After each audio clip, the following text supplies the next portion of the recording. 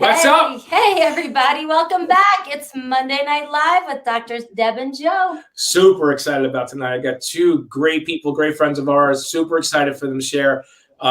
Just blow me out of the water what these two are about and how they raise their families. And I think there's so much value in this. So if you got a notebook, be ready to write some stuff down because I think you're going to get dropped with some. You read my mind. Yeah. So absolutely. Why don't you introduce them? Yeah. So Dr. Brook and Ken Stillwell. Dr. Brook is a chiropractor up there in the outskirts of Boston.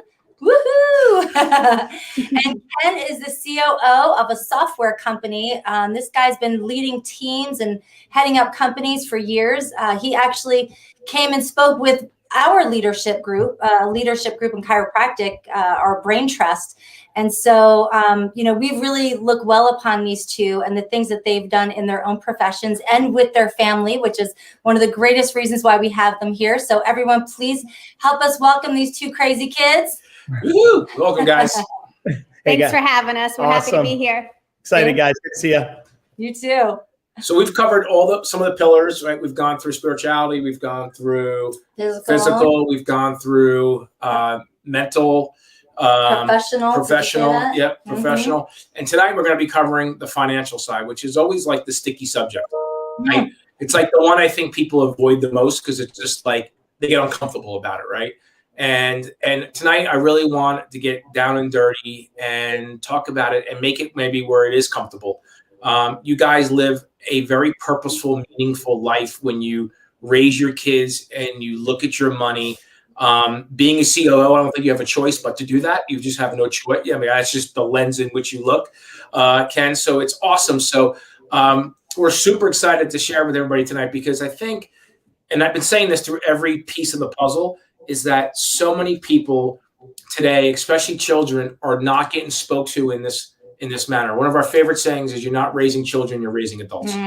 And we don't have children, but yet we get to see this 50-yard view from across the way of what's happening to children and how they're seeing, and then how that's transforming into adult lives and how adults are living their lives. So I want to try to speak to two sides of that coin tonight, guys, and just talk about some of the core values of what you guys do and how you guys raise your family. Awesome. You want me to start? Yeah, go ahead. Why don't you start? You want me to start? Well, starting with our core values. I'd say our top three is probably family, faith, and health. And so those are the three things that are really important to Ken and I together, and also raising our kids and even also with our finances, because one of the things we were talking about before we came on was that we really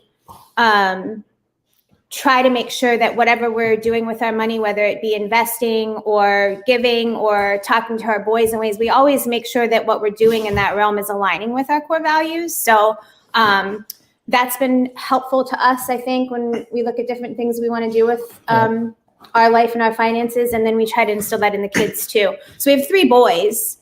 Two of them are in high school and one of them's in middle school. So I think... I think one of the biggest things that is important to us is the personal accountability and personal responsibility. Now, I'm stereotyping by saying this comment, but we have three boys, and we would like for them to be anchors and pillars of families, right? Whether that be financial, faith, role modeling, right? And it's important that they understand that there isn't a safety net that you can just go out and screw around and somehow mom and dad will come in and save you. Now, the reality is there is, but we want them to know that, right? And so I think it's really important to teach them from an early age the importance of responsible decision-making, not just, don't do drugs, respect people, be accountable, but also day-to-day things like you don't buy things that you don't have the money for. If you want something, the best way to get it is to save and work hard, not to hope that somebody else goes and buys it for you. Things that all of us were probably taught through our through our childhood, but some better than others, because our parents were not always the role models that we want them to be financially, some better than others. So I think it's important. That's a really, it's foundational for us to make sure that our children can be independent when we are no longer around, right? And the way to do that is to really have them feel ownership of it. And, one of the reasons why this particular pillar was so important to me is because I literally grew up, and I didn't realize this until much later in my life, but I grew up with a fear of money, because I would always hear, what do you think, money grows on trees? And do you think we're made of money? And my parents would argue about the bills. And so I never really got, and they never taught me, that money was important, but they taught me to fear it in a way like it was lacking. There wasn't enough out there. And so I love that you feed into your children, not that there's not enough, but look, this is what you do to earn it. You can get what you want if you earn it for yourself. Take accountability.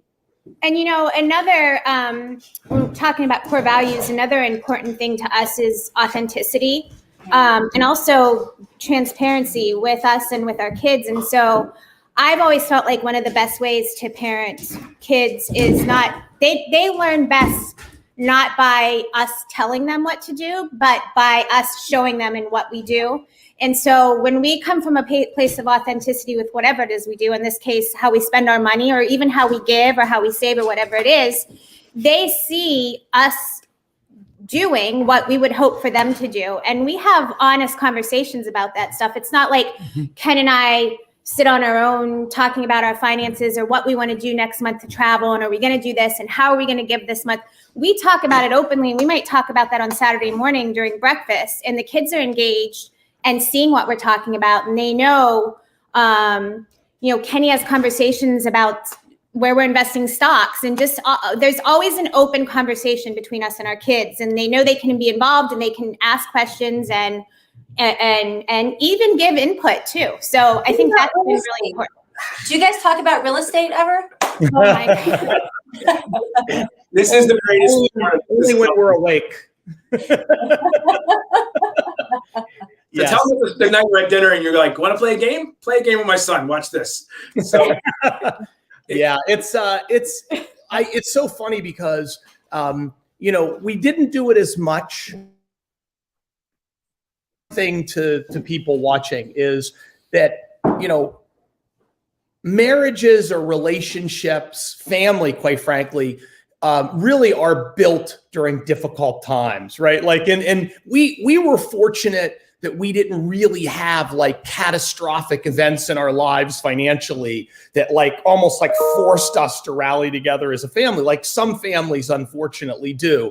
But I do think that having this kind of evolution of what's it like to save? Are we ready for the larger house? Are we ready that now we can save and we can pay for your college? Or at some point, maybe the parents are thinking about retiring. That whole life cycle that you go through, your children are part of that, whether you want them to be or not. Some parents hide that from them and have conversations when the kids are in bed or argue about finance. And I really think for us, we've just made it an open book. Like my kids, our kids understand our financial situation. They understand why we don't make decisions, why we do make decisions. They don't necessarily appreciate like how to make money or different jobs and how it translates. That's not really where they are yet. But we felt like, Brooke mentioned it, transparency.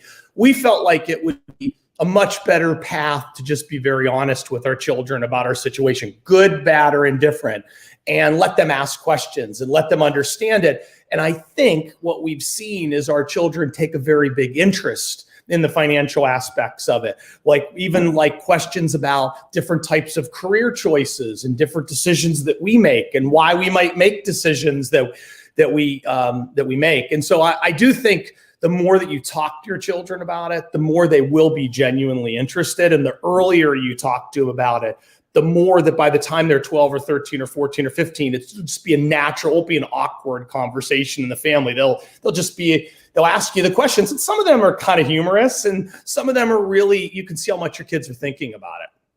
So how do we speak to now the adult that's living in this world that's kind of moving through this? And I'll give you a great story about like even my father. My dad was an iron worker, had a business where he built up, did a great job. He was a hard working guy, and but knew nothing about money. We literally had nothing until like my sophomore year. And my sophomore year, he made more money in 1 year than he did his whole life combined overnight, which sounds awesome. But it literally was the demise to our family, right? It was the beginning of an end of a problem that we didn't know that a good thing was a bad thing, right? Because we didn't understand money. We didn't know where it came from. We didn't understand how to leverage it. We didn't understand how to use it. We just started to spend it. And we thought that spending it would be the answer to all. And what ended up being was it ended up causing my parents get divorced. Our family became fragmented. And it became a very, like, just like her, money became a very weird thing to me because I saw it do good things and I liked the taste of it, but I also felt the sourness of it on the backside. So it was weird because I was never taught what to do with it. So I had this image of, oh, wow, that's great, but this is really, really bad. And then I'm trying to live in both those lanes at the same time while I'm trying to be successful in my own life. And it was super difficult. It's super difficult to do. So if we could speak to that, like, how do people make their situations better? How do they leverage what they have? And how can they continue to do things as they work hard, not only showing their kids and being transparent, I think is such an awesome point, but yet even doing it for themselves. Because I think what you said in the beginning is so important. It's reflective of who you are that you could show your kids. So can we talk through that a little bit? I just love to unpack that a little bit. Sure. Do you want to talk about our multiple accounts? You go ahead. So I think the simplest way I think that you can try to build a culture or an environment within your family to make sound financial decisions is maybe to compartmentalize the types of decisions that you're making. I think it's a little overwhelming to just say, okay, I got a job, or we're as a family, we're making $75,000 a year, and let's put a budget together. And it's very challenging to try to deal with the trade-offs, like how much can I pay for rent? When do I get a new car? Do I buy the car? Do I finance the car? How much should I save? Should we go on vacation? Should we fly? Should we drive? There's so many decisions, and all of the money is theoretically fungible across all these different decisions. So I think it's important to kind of, there's some like fundamentals. One of the things that Brooke and I do, and we did this for a while. We didn't do this early on, but it was the best decision that we made. We actually created 3 kind of accounts. Brooke has an account, I have an account, and then we have a joint account. And the reason why we did that was so that the two of us didn't need to talk to each other about certain spending decisions that weren't really material, right? It allowed us, like, if Brooke wanted to buy a pair of shoes or I wanted to buy a set of golf clubs, we had enough, not a ton, but enough to make those kind of decisions here and there and not have to feel like we had to constantly be talking about those things, because those discussions about big purchases are stressful on a family. And so we were trying to like kind of take some of the discussion out, you know, and so that was one thing that we did. And we never ask each other about what we spend on our, like, we just kind of like, you know, not that we're hiding from each other either, but it's just necessary, right? And then we have our joint fund, which is, you know, where we pay for all our bills, et cetera. And those ones are the ones we talk about. Like, if we're going to move and buy a house, how much can we afford for the house? Do we want to stretch ourselves or not? How much should we save? What about college? And so I think the first thing is create some boundaries for yourselves as a couple. So you have a little bit of flexibility with what you do.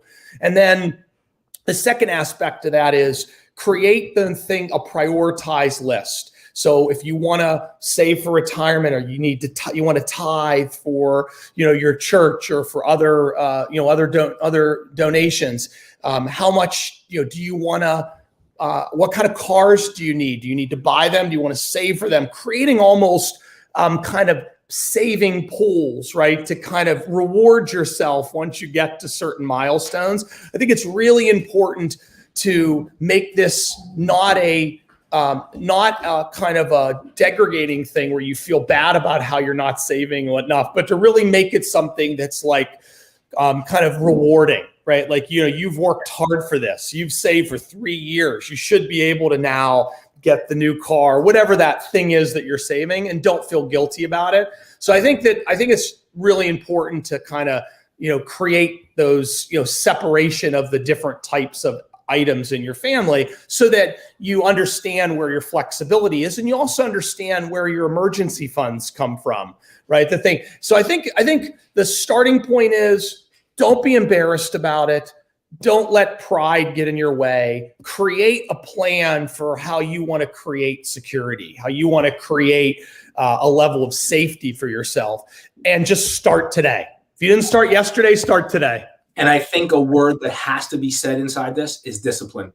Because if you look, especially as kids are getting brought up with Instagram and Insta life, right? Insta life. It's so they see everybody's driving $300,000 cars. Everybody's living in $2 million homes. And the world is just made like that. Don't you just get that? That's what happens. And then as an adult, you feel like, well, everybody else has it. Why don't I have it? So you become in this two-way. You're raising yourself to think that, and then if you're already there, then you're fighting the world to be there. And so it's this conflict that's always happening. And so I think getting out of that where you are and stepping down maybe 2 or 3 rungs and being like, hey, this is really where I am. This is where I want to be. Now, what are some of the avenues and directions and roadways that I can get there in a more logical, systematic way so that everybody wins across the board, instead of being so wrapped up in what does the neighbor have and what am I looking, and I think as you pull that down again, it becomes just a much, much easier way to obtain what you're looking to do. Yeah. And I think, I hear this often, and I read a lot. So in books you read, when it comes to relationships, one of the biggest things, if not the biggest thing that husbands and wives, partners, whatever it is, fight about is finances. Yep. And that's never really been an issue for us. And some of it we've done well. So, I can't, everybody walks different lives. So we've been able to provide for our family the way we want to and for our kids, but it hasn't always been that way. And we've had some ups and downs, but I think the biggest thing for us is that we know what's important to us. We know, we knew from the start that giving was important to us. Supporting our church, supporting other areas was a huge thing for us. We always wanted to be able to do that. We knew that being able to help our kids with college was going to be important. We knew that saving was important for whether or not something unexpected would come up, or just because we didn't want to be strapped or feel like we had to be at work. Yep. Once, we're in our, later in life, that we wanted to work because we wanted to and we liked it, not because we had to. Mm-hmm. Those were always really important things. And I don't think that we've ever lived, because those were our guideposts and we were both on board with those guideposts. We knew what we were going to do initially with our money. And it wasn't like ever comparing or living over our means or beyond what we could afford or wanting something, because we knew certain things were coming first. And then once we got to points where we could do the other things, well, that's great too. And I think he would agree that a lot of it for us too has been, we like to put our money on things, on memories and things that we can enjoy as a family. And so that's been a big focus too. But once again, that might not be for everybody. It's just that we know, because of open communication, and we've known from the start what's important to both of us and where we're going to focus those things. Yeah, I would add, I agree completely with what Brooke said. I would add that you don't realize the value, and we actually had this happen in our lives, and we were fortunate that we did certain things early. You don't realize the value of saving and really, I would say, spending less than your means. You really need to, till you really have that value of actually seeing that. We actually had a situation where, I was involved in a business. The business was sold. We were outside of Pittsburgh, and it didn't look like I was going to stay with that business. And the market at that time was not great. And we didn't have to, at that point, create a lot of stress for our family because I had some level of flexibility, right? I didn't have years, but I had enough that I could be thoughtful about, okay, where do we want to live? What are my job opportunities, right? I didn't stress about being out of work for 90 days like many people, unfortunately, have to deal with. And I would say that if you have the ability to tuck away enough so that when you do hit that point in your life, because you will, because we all do, you don't actually have to make an irrational decision about what you do with Earth or take it out on your family or hit some type of a substance abuse because it's just reality is too much to take. Those are all, you're preparing for those moments. You're not preparing for a life that runs perfectly. Because guess what? You probably oversaved then. You're actually trying to, right? You're trying to basically be prepared for the unexpected. And we've had some unexpected along the way, and it's never really impacted us because we always started with, let's be really thoughtful about that next risk we take. And if you talk to our friends, you know, even our friends in our friend group, I think people would probably say, oh my gosh, Ken spends way more than he should. And they're right. But I did it in the context of many years not doing that. Right. And now I feel like I can loosen up a little bit, right? Because I've actually created a nest egg and some level of security that allows us. So it's much better to be doing that now when I'm 50 than it is to be 60 or 70 years old and really still wrestling with this, because that's just when it's not fun. God forbid there's a health issue in your family or your children need your help and you have nothing to go to. So true. So one of my favorite things to talk about is expectations and agreements. You know, you guys set up your expectations for the future and made agreements on that early on and looked at life toward the future, you know, so like we're talking about the Insta life, right? We want everything now. You don't realize when you're young, by the time you get to our age, you look back at that stuff that you were so frivolous about and it's stupid. It's really, for the most part, most things are meaningless. Yep. When you look, you know, in retrospect, after you have the wisdom of living years, you know, building, you know, yourself financially or breaking it down, losing everything. So I do think it's really important that you have the conversations, you're open about it. You know, we have a weekly meeting, not to go over the details, but just to see, you know, where we are, you know, are we still on the same page? Are we still moving in the right direction? Do we still have the same goals? Are we still working through our core values? You know, something big comes up, it's easy. It's a no-brainer. We don't have to really have the big, heavy meetings because we already know where we stand. And I think that's huge. And you obviously do that and you're open with your children. They hear conversations as such. So they're open to ask the conversation or ask the questions in a conversation, which I think is fantastic. Yeah. Yeah, that has been, I think, huge for us with our kids when we have those conversations. And sometimes it's week to week, sometimes us talking, okay, where are we looking like 3 years from now? Where do we want to be 5? Where do we want to be 10?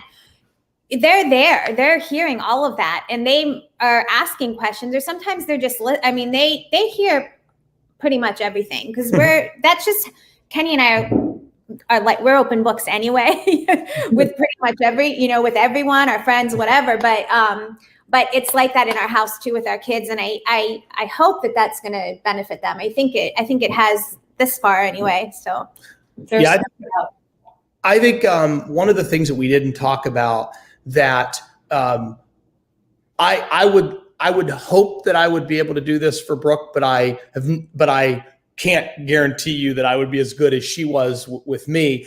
The one of the most important things in our relationship is that, and we were just talking about this earlier, like we have different kind of domain expertise, so to speak, right? And she fully trusts me on many aspects of the financial plan for our household. And she doesn't second guess me. She doesn't go, why can't we do this? Why can't we do that? Never. She's like, can we do it or can we not do it? I trust you. So what that does with me is it does two things. The first thing it does is it really gives me confidence to make the decisions that I think are right, not worrying about whether or not, if it doesn't go sideways, that my wife's going to be disappointed in me. The second thing that it does is it actually makes me be more thoughtful and careful with the decisions because she's entrusted that with me, right? And so we use the example of like, whatever, when Brooke is looking at kind of our wellness care as a family, I don't really say much because she's the expert there, right? I trust her fully. So we trust each other in different ways in our relationship.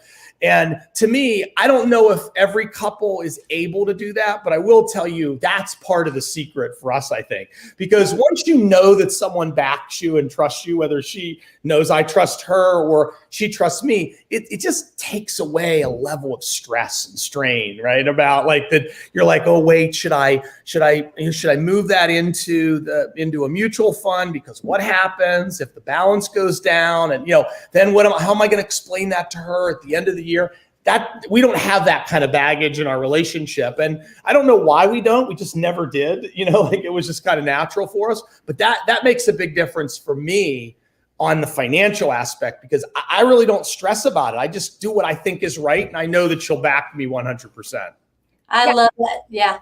That has been key for us too. And that is an important thing, is the trust there. And not that I'm like a wet noodle or just don't, I just trust him because I know, again, that's his area of expertise, and he knows far more than I do. He's a CFO/COO, so he does it for a living. And that's not to say he's just doing whatever he wants and not checking in. We have conversations. He explains things. I'm always on board, but there's never questioning or undermining or anything like that. Which I think we've seen that a lot. We've seen that a lot where it'll become a question always. Like it becomes like, why did you do that? Why did that happen? Why did that? And then what happens, like you said, Ken, I love what you said. It was so great. Was that because you were entrusted in that, you want to make the better decision. Where in the opposite effect, the total opposite way of that is when you get questioned and you're being pushed all the time. It's almost like you're like, I don't care, and I'm going to do whatever I want. So it becomes like total polarizing between two sides, which is so weird inside that, right? Which is the complete opposite, which is probably where most divorces occur. Like you said earlier, is where so many, I think they said like 80 or 90% of divorces is from financial, which is pretty high. That's like the end. And it starts with the crack inside that. So and then it starts to build out from there. But it starts with trust, though. Yes. Oh. There was a time when we were young and I knew nothing about money and he knew nothing about money. And we would fight when we were in school, in chiropractic school. We would fight all the time. He'd be like, where's the money? I'm like, well, it's not on me because I'm not. I used to ask every week, I'm like, why are we broke? And she's like, because there's no money. And I'm like, yeah, but it's somewhere. She's like, it's not here. And I couldn't get that. I didn't understand where I can magically make it appear. Oh, it's so good. That'd be great, but that was not happening. But there came a point where we had to learn to either trust each other, like make some agreements about how we were going to handle things, figure out where the money was coming from, where it was going, and make some agreements about how that was going to work in the middle. And then first, I didn't have his trust doing the books, so I threw the checkbook at him, and after he bounced like 6 checks in a row, I was like, okay, there you go. If you trust me now, I've never bounced a check. He's like, okay, you got it. Never. So that was a good lesson. Ever have I asked her that? Never. I've never asked her again about a check. No. By the way, the trusting of a couple is it's an important part of a relationship.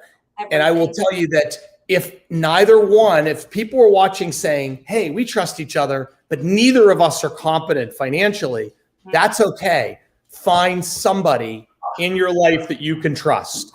And by the way, don't take the first one, right? It's like just like you don't marry the first person you kiss, right? Typically, right? So really be thoughtful about making sure that their values are aligned with you, that their clients are like you, right? That they actually understand who you are. And we don't use a lot of service providers, but that's just because of the unique business that I'm in. Most people do need them. And it's really important to, whether that be someone helping you with tax planning or retirement planning or saving for college, or should I pay off my house or should I create an emergency fund? These are all very important decisions. And I think finding a trusted set of advisors that you can really help to teach you as a couple the things that you need. That's an important, we didn't talk about that much tonight, but it's a really important part because, you're most people, you're doing, people that are listening tonight are, many of them probably doing very well financially. They're proud of their jobs, but they may just say like, what am I doing wrong? Like, why, am I spending too much? Why haven't I saved as much? And it's always about you're always looking at your neighbor or the next person, and it creates this angst. And I think that there's a lot of people that just aren't comfortable. I know, because I talk to my family members, and I think it's really important to get someone to help you, but someone that you trust, because it will be well worth the time and the effort that you put into. Yeah. And I think people would be amazed. When we were young, we never used to ask anybody anything. No. And the more mature we got, the more we realized that, when you see somebody's doing well in a certain area, ask. The worst they could say is, I don't want to help you. But how often you're going to hear that? So, you see people that you aspire to, that you look up to. One of the reasons why we joined the group, the organization that we're in together, is because we look up to the people in that organization for where their heart is, the core values that they have, how they've built success. Even their heart for giving, which I would love for you guys to talk a little bit about that as well. So I think it's important that you hang around with, you talk with, you open yourself up, to talking with people, asking questions, and listening. You just take everything with a grain of salt. You may not listen to every word that every person says, but you may get a little something from each one that you hear from. Sorry, go ahead, Joe. Just one quick point is that, one of the things that Ken was talking about is like, where do you invest and how do you invest? And we still get fuzzy on that. Like, to this day, like, I'm not a stock guy. We've never been. I don't know that space. So because I don't know it, every time I've gone into a space I don't know, what's happened? I've lost every time. Right. And so what we learned was like, okay, why don't we just invest in us and the things that we know, and we reinvest in us over and over again. And it's paid us dividends because we understand that space. Every time I went out and tried to do something I didn't know, we have lost our shirts on it. So I just wanted to bring that up because I think it was a really critical point. People are often get mixed up in what is next for them. And I just have anchored down and said, okay, let's get into the things that we do now. And then we've went out and helped find people that helped us go into those next levels, because we didn't know those next things, because we just kept investing in us, which is a great space. But then there is sometimes often the next thing too. So go ahead. Yeah, I'll touch on that real quick, and then we can maybe talk a little bit about our focus on philanthropy and charity, how we've approached it. But there's something that I call comfort-based investing, which is, there is no right or wrong. It's all about our individual comfort levels of what we want to invest in. And the perfect example of this is, Joe, I know that you're into classic cars. You don't buy a classic car unless you probably have interest in tinkering with it, right? If you have no knowledge of how to do it, it's going to be a very costly endeavor, because it's going to need work, and for me, I couldn't do that, right? I have to pay somebody to do it because I don't actually have those skills. So the things that you think about investing, don't put yourself in investments that you are philosophically uncomfortable with, right? So don't take on that risk. If you want to go and put it in CDs or savings, and that's comfortable to you, that is totally fine. You might need to save a little more than taking more risk, but that's okay. That's your decision as a family. And I do think there isn't one size fits all. You need to be comfortable. If you want to buy apartment buildings, great. Some people, that's great. Some people, that's like, no way, don't do it. So I do think there isn't just a one size fits all. I call it comfort-based investing, which is, what are you comfortable in? What do you like? What's aligned with your belief system? And do those things. And I'm often judgmental of people that don't take enough risk, because I like to take risks, but that's not right. For every person, it's a different strategy. And so that's just something that has been something I've learned over the years, is you have to invest in what you're comfortable, and all of us are comfortable in different things. Yeah. So and diversify. Yes. I want to hear about how you guys invest in your philanthropy. Well, I mean, that has been something that's been important to me from day one. And I probably, I think, have gotten on Ken's nerves a little bit with that, because it's always been, okay, before we do this though, are we tithing? Have we done this? Are we putting aside? Because I just feel like when you come from a place of giving first, it all comes back around. And I prefer to live our lives from a place of abundance and being able to give and generous, instead of thinking there's lack and we have to hold on to everything that we get. And so it started with us with tithing, and our kids have seen us, and we talk about that. We've given here and there to families in town for whatever reason that needs help, and our kids have been involved with that. We started and the holidays, we have the Christmas morning, the tree, the presents and all that. But we used to give them, when they were little, a present from us on Christmas Eve. And a couple of years ago, we started, instead of a present, you get the money that we would give you for a present. But instead of you getting a present, you get to pick a particular charity or nonprofit or cause that you want to give that money to. And so every year we sit down together as a family, and all three boys pick something. Which has been awesome. And then now we've started, part of what we do is we've got our family trust, and we're putting money aside there so that we can start to get involved with more nonprofits and hopefully have something that the kids can get involved in too.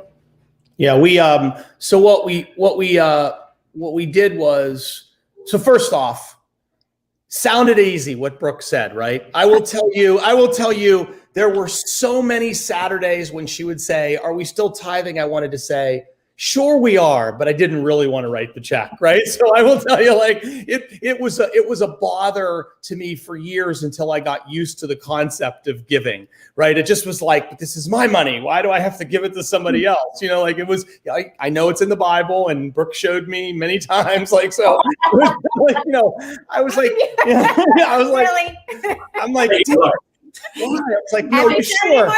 Are you sure it's 100 times? Yeah, there it is again. I kept reading it, trying to find different Bible versions. It's in there. It's in all of them. So I didn't. It wasn't. I don't really believe that it was fully selfishness, but it was a little bit of It was a little bit being selfish. But I just couldn't accept, like, gosh, like, I really have to do that all the time. And I will tell you that for us, once we really started to regularly contribute, is actually when our financial wealth went north very fast, right? So, like, it is amazing how when you give, it's like it comes back to you in multiples. So I think the first thing was that. Once we got past that, then we sat down and said, all right, it was Brooke's idea. Let's have them each pick a charity, and we'll have, X dollars for them to give to each charity. And it was interesting to hear about, like clean water in Africa was one of our children. Another one was trees. Planting Trees is actually an organization that focuses on kind of, like essentially replenishing the environment. There were just different initiatives that, had nothing to do with anything that we had taught them. They were just things that they had picked up over actually one of them picked up through one of the YouTubers, right, that actually had a charity. Which I thought was really great that it was theirs. So each year we do that at the holidays. I love it. And it's not, and by the way, it gives you something to sit around the table and talk to about your children and understand what's important to them. And then what Brooke had just recently talked about, just a little bit of context to that, which is we talked about, so we haven't been in business together like the two of you have, and like probably many of our friends where they are both chiropractors and they're in the business together. We kind of pitch in where we need to, but Brooke really runs her practice, and I have a job somewhere else. So, like, we're not really in business together. So what we had talked about was, how do we want to think about the last half of our lives, or hopefully more than half of our lives. And we talked about this concept of a family foundation, that we could rally around the things that are important to us as a family, and hopefully our kids are involved, but if they're not, it'll just be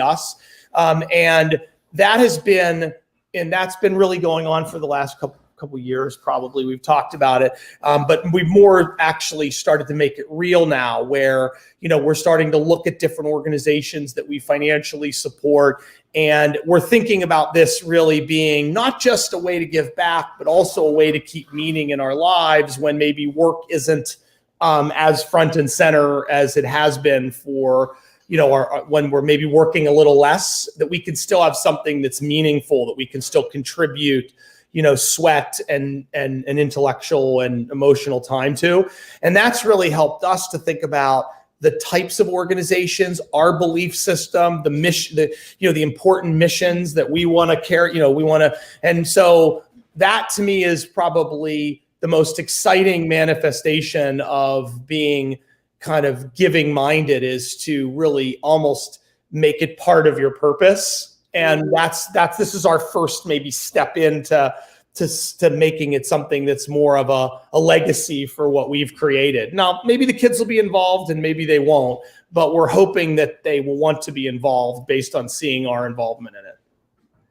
Awesome. Yeah. Guys, this has been amazing, man. That's just been rock star.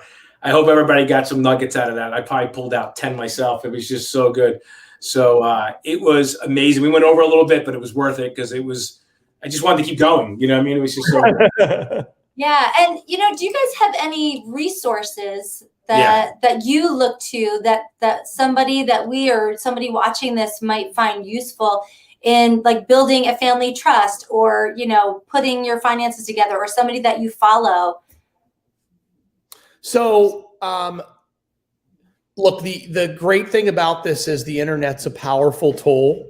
And just in that simple search of starting a family trust or really gives you that's what I did. Like, I had no expertise in it whatsoever. Also looking at, think about the places that have, if you want to start small, think about the places that have a similar belief system to you. Right. And there are just not a shortage of organizations trying to do really good things that have no money and by the way, if you don't have any money, they'll take your time. Right. You can go volunteer there on Saturdays and Sundays.